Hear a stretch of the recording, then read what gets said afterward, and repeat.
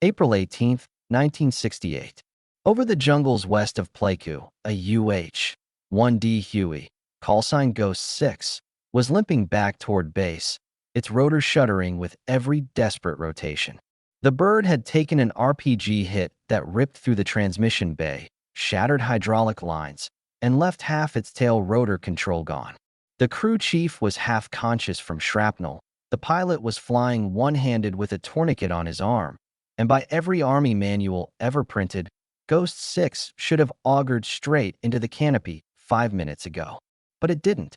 Captain Will Grant somehow coaxed that crippled helicopter over the perimeter wire of Camp Holloway and set it down in a brutal, bouncing semi-auto rotation that tore skids clean off, but left 4 men alive.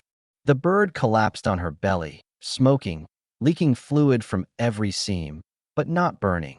A small miracle in a war where most Hueys that took an RPG never even made it to the ground in one piece. When the dust settled, the flight line mechanics stared at the wreck in disbelief. The main transmission case was cracked open like an eggshell, the hydraulic system was bone dry, and the tail drive shaft was missing a whole section. Yet the crew was standing next to it, dazed, bloodied, alive. Captain Grant said something no one could make sense of. She shouldn't have flown at all, but she did. Whatever you boys did to her last week, keep doing it. That whatever was already back in the maintenance tent, sleeves rolled up, cigarette dangling, and grease up to his elbows. Specialist 5th Class Eddie Kovacs, 25 years old, from Detroit, Michigan. Eddie wasn't supposed to be anywhere near aircraft.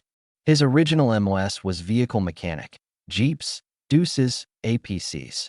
But someone in personnel had glanced at his pre-service record, seen A&P trainee from a short-lived aviation course, and decided he'd do fine with rotary wing maintenance. That clerical error probably saved a dozen crews that year.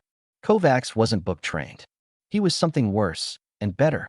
The kind of mechanic who'd grown up fixing junkyard Buicks with baling wire and gut instinct. The manuals said do it by the book.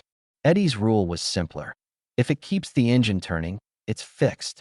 When he got to Holloway in late '67, he found the maintenance section running on fumes, overworked, under-equipped, and drowning in paperwork while Hueys came back shot to hell daily.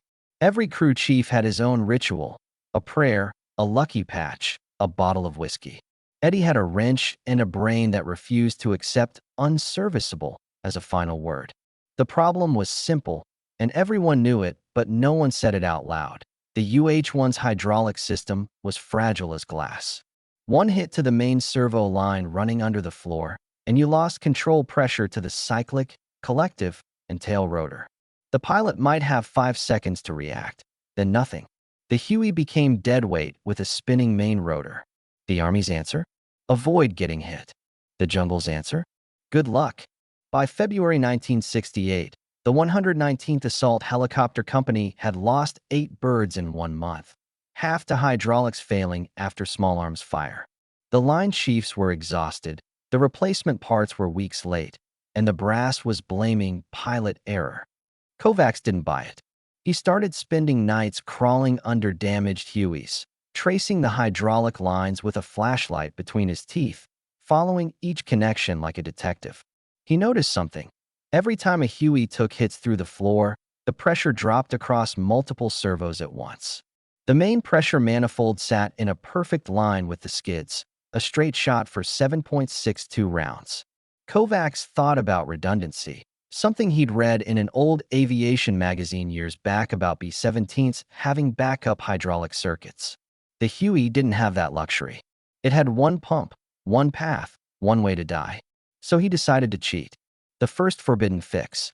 In March, while everyone else was patching bullet holes, Kovacs was quietly scavenging extra hydraulic tubing from scrapped airframes behind the revetment line.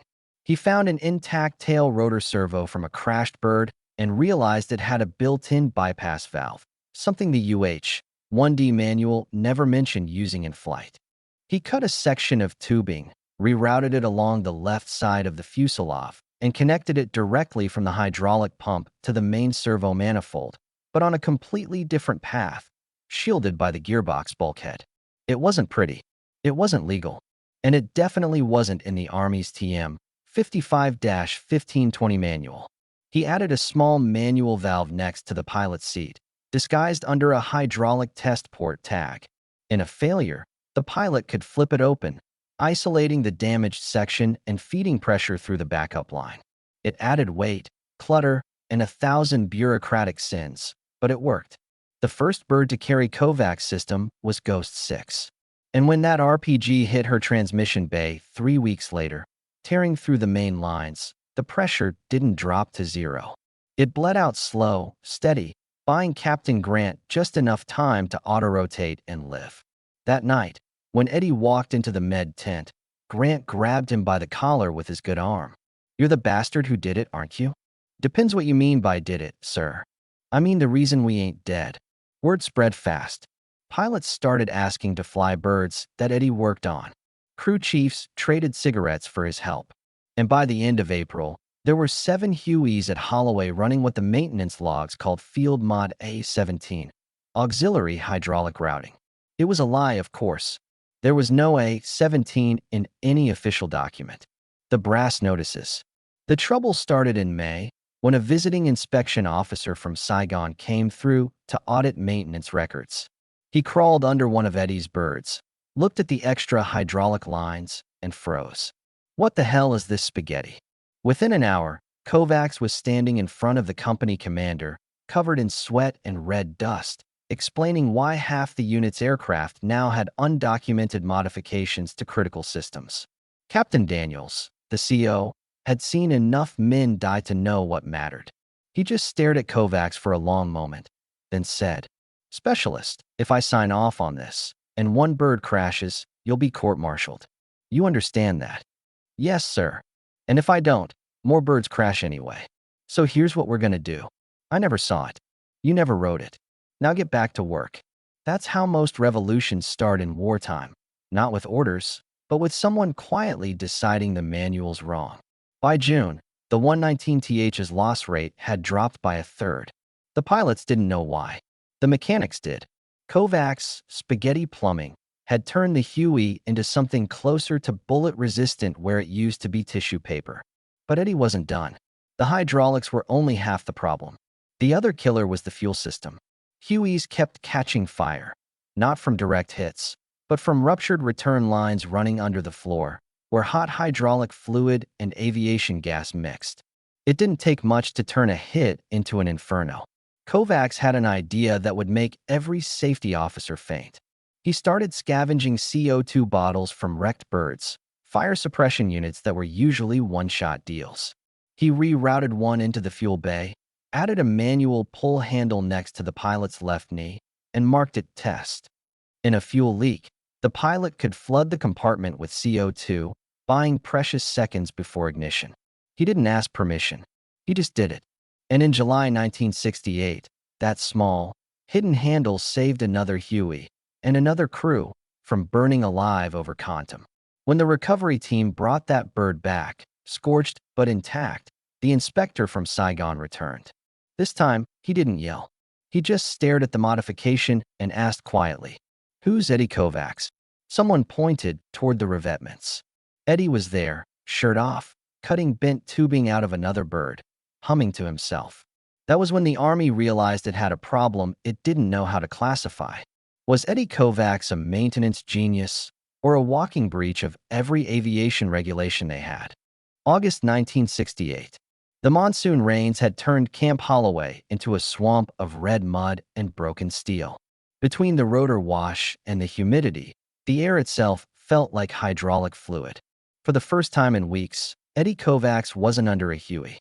He was in an office, sitting across from Major Leonard S. Porter, an engineer from the Army Aviation Materiel Command flown in from Saigon specifically because of him. Porter had the kind of face that looked carved from regulations. His clipboard was stacked with photos, pressure test results, and copies of maintenance logs full of handwriting that didn't match any standard Army format. Kovacs' handwriting. Porter, Specialist Kovacs, according to these records, you've made unapproved modifications to no fewer than 12 UH-1 helicopters in violation of TM 55-1520-210-10 and field maintenance, Order 23. Kovacs, that sounds about right. Porter, and you admit to installing unauthorized hydraulic bypass systems? Kovacs, I admit to trying to keep pilots alive, sir. That line hung in the air. Porter didn't reply right away. He flipped through a folder marked Incident. Ghost 6/April 18th, 68. Photos of the wreck, of the cracked transmission housing, the bent rotor mast, the holes in the fuselage, and then the kicker, the hydraulic manifold, still intact, pressure holding. You're telling me this bird stayed controllable after losing its main pressure line because of your bypass? Yes, sir. That's what I'm telling you. Do you have any idea what happens if that secondary line bursts under load? Yes, sir. It's bad, but not as bad as falling out of the sky. Porter looked up, eyes hard. You're not an engineer, Kovacs. Eddie grinned. No, sir. I'm a mechanic. The difference is I don't get to fail on paper. Most officers would have grounded every modified Huey on the spot. Porter didn't. Maybe curiosity, maybe something in Eddie's tone. It made him want to see. 3 days later, under gray monsoon skies, Porter and Kovacs stood on the flight line beside Whiskey 3-1, a patched-up UH-1D sporting Eddie's bypass system. A young warrant officer named Jim Skid Barnes volunteered to fly her. The plan was simple. Simulate a hydraulic failure in flight and see if Kovacs' system held. Porter thought it was insane. Kovacs called it Tuesday. At 1,000 feet, Barnes flipped the cutoff valve. Pressure dropped to 0 on the gauge. Normally, that was game over. But when he opened the bypass valve, the needle trembled, then steadied, 40% pressure restored. The controls stiffened but remained functional. The bird kept flying. Over the radio came Barnes' voice, hoarse with disbelief. Jesus, it actually works. They landed without incident. Porter didn't say a word. He just walked around the Huey, staring at the lines, the fittings, the rough welds covered in tape and field grime. Finally, he turned to Kovacs. You realize this violates at least 6 safety protocols. 7, if you count the welds. You also realize this just saved this aircraft from catastrophic control loss. Yeah, I noticed. Porter wrote in his field report that evening. Preliminary evaluation of Specialist Kovacs' auxiliary hydraulic routing indicates functional redundancy under simulated failure conditions. Recommend further controlled testing before disciplinary measures. That sentence, half technical, half political, saved Eddie's career. For now, word traveled faster than memos. Pilots from the 129th, 174th, and 92nd Assault Helicopter Companies started showing up at Holloway for spare parts, which really meant teach us the trick. Within weeks, there were Hueys all over 2 Corps running what the paperwork called field hydraulic supplement installations. It was organized chaos, mechanics trading hand-drawn diagrams over beer, sketching flow paths on ammo boxes, marking valve locations with chalk. Kovacs became a ghost story among the crews, the Detroit wrench turner who made birds fly home on guts and duct tape. One night, a lieutenant colonel from Aviation Command flew in unannounced, demanding to see the rogue modifications. Kovacs met him in the hangar, calm as ever. You're telling me these unauthorized systems are in combat aircraft? Yes, sir. You realize if one fails, you'll be responsible for multiple deaths. With respect, sir, if I don't do this, I'm responsible for the ones that already happened. The colonel stared at him a long time, then said quietly, You've got 48 hours. I want documentation, pressure readings, flow rates, everything. That was how Eddie found himself turning into a data collector. He borrowed a pressure gauge from the maintenance depot, spliced it into the system, and started recording readings from every flight. The data was messy, full of jungle humidity and red dust, but one thing was clear. Modified Hueys came back alive more often than stock ones. September brought heavier fighting around DAC-2. The Hueys flew 12-hour days, ferrying troops and casualties through crossfire so thick you could smell the gunpowder from the flight line. The modifications were working, but they were also showing something new. Kovacs noticed one bird had sluggish response even on full pressure. He tore it apart and found a clog in the backup line, mud and shrapnel from the field install.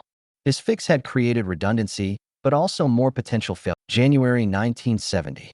The war was grinding into its fifth brutal year, and the sound of Hueys thumping over the highlands had become the background noise of a generation. By then, almost every bird in country carried some version of the Kovacs system, officially known in paperwork as Hydraulic Redundancy Retrofit Package B. Unofficially, the crews still called it Eddie's Line. Eddie himself was long gone from Pleiku. He'd rotated home in December '69, flown through Travis Air Force Base, and stepped into a country that didn't want to talk about the war, much less the mechanics who'd kept it running. His duffel was still stained with red clay and oil. He dropped it in his parents' garage in Detroit, looked around at the familiar smell of machine grease, and realized it was over. Or at least, the part with the uniforms was. He went back to fixing cars. People brought him Chevys, Fords, once even a chopped Harley that leaked oil worse than a Huey. He never bragged, never told the neighborhood kids that half the medevacs in Vietnam carried his plumbing. When asked what he did in the Army, he'd shrug and say, maintenance. But halfway across the world, his fingerprints were still on every flight line. In March 1970, a civilian analyst named Dr. Robert M. Thayer, working for the Army Aeronautical Research Lab, compiled a statistical review of UH-1 survivability over the last 2 years. Buried in his 40-page report was a table labeled Correlation of Return Rates versus Hydraulic Modification Status. His conclusion was dry, clinical, and devastating. Aircraft equipped with field or standardized auxiliary hydraulic routing demonstrated a 21.7% higher mission completion and return rate under damage conditions compared to unmodified airframes. He added a line that almost didn't make it through editorial review. This improvement originated from field innovation by maintenance personnel under combat conditions. That phrase, field innovation by maintenance personnel, was bureaucratic code for some enlisted guy fixed what the engineers missed. Thayer tried to trace the origin. Maintenance records at Camp Holloway pointed to a series of A-17 mods, which didn't exist in any technical order.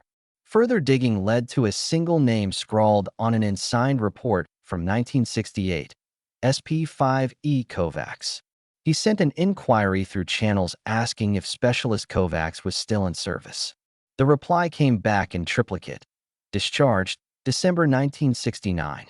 Civilian. No further contact. Thayer filed the name away, but his report circulated quietly through Army Aviation Command, Bell Helicopter, and eventually, the Pentagon's design bureaus. In 1971, Bell began rolling out the UH-1 production series. Buried deep in the technical brief was a single line item: redundant hydraulic feed routing integrated to improve combat survivability per ARL recommendations. No one mentioned who had first routed that line with a flashlight between his teeth in a muddy field tent. But the engineers knew. The pilots knew. The crews still told stories. In July, a young mechanic taped a photo of Kovacs, a grainy black and white of him leaning against a Huey, cigarette in hand, above his workbench. Beneath it, someone wrote in Sharpie, "The book says no. Eddie says try it anyway." By late '72, when the first Bell 212 twin Hueys arrived, their dual hydraulic systems were standard. The lead design engineer on that project, Frank Carlson, would later admit in an oral history interview, "We were just formalizing what the field already proved. Vietnam taught us redundancy isn't optional, it's survival." Eddie never knew about any of that. He lived quietly in Detroit, took over a small machine shop, married once, divorced once, and fixed whatever rolled through the door. But the war never completely left him. Every time he heard a helicopter overhead, even a civilian Bell Jet Ranger on a news broadcast, he'd pause and listen to the beat of the rotors, the same sound that had haunted the jungles. In 1975, when Saigon fell, he sat on his porch with a beer and watched the evacuation footage. Hueys crowded onto rooftops, overloaded, some barely keeping aloft. And yet, most didn't fall. The Army had long since standardized his fix. He watched one helicopter lift off from the U.S. Embassy roof, its skids dragging across the wall before it climbed out to sea. He nodded once, quietly. "You made it," he muttered. No one in the bar that night knew what he meant. It wasn't until 1984 that his name resurfaced. A graduate student at Embry-Riddle Aeronautical University, researching unsanctioned field modifications in combat aviation, found references to the 1968 Holloway tests. The footnotes cited SP5 Edward Kovacs, 119th AHC. The student, Michael S. DeLorenzo, wrote him a letter, typewritten, formal, addressed to the machine shop listed in a decades-old phone book. 2 weeks later, a reply came, handwritten, grease-stained. Yeah, that was me. We just didn't want the pilots dying because of one broken line. Didn't think it was history. Thought it was common sense. DeLorenzo published his thesis the next year. In one paragraph, buried on page 142, he wrote, "It is often said that innovation in war comes from necessity.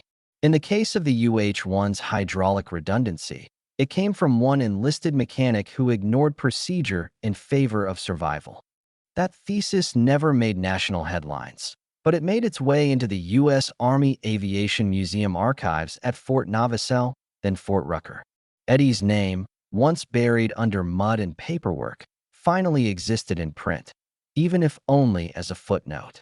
In 1986, Bell's engineers working on the new UH-1 Cobra upgrade included triple-path hydraulic redundancy. One of them, a veteran of Pleiku, reportedly said during a design meeting, "If Eddie could make it work with scrap tubing, we can make it work in a factory." By the time the UH-60 Black Hawk entered production, redundancy wasn't a feature, it was a philosophy. Hydraulic, electrical, fuel, even flight control systems were built to survive hits that would have killed a Huey in seconds. That mindset, born from a muddy tent in 1968, became standard military doctrine. None of the manuals credited him. They didn't have to. Every flight line in the world carried his legacy in the silence between rotor beats. In 1992, a documentary team from PBS was filming Wings of Vietnam. A producer tracked down a name from DeLorenzo's thesis and found Eddie still in Detroit. He was 49, gray at the temples, still working out of the same garage. On camera, surrounded by car parts and oil drums, he spoke for the first time about what he'd done. "We didn't think we were inventing anything. We were just tired of picking up pieces of birds that should have made it home. They told us not to touch the systems. We touched them anyway. Guess it worked." When asked if he regretted breaking regulations, he shook his head. "The manual didn't fly through tracer fire. We did." That single line became the documentary's tagline. And for a brief moment, Eddie Kovacs became a quiet symbol of the kind of wartime ingenuity the Army never officially acknowledges but never forgets. Eddie died in 2007, 64 years old, of a heart attack in his shop.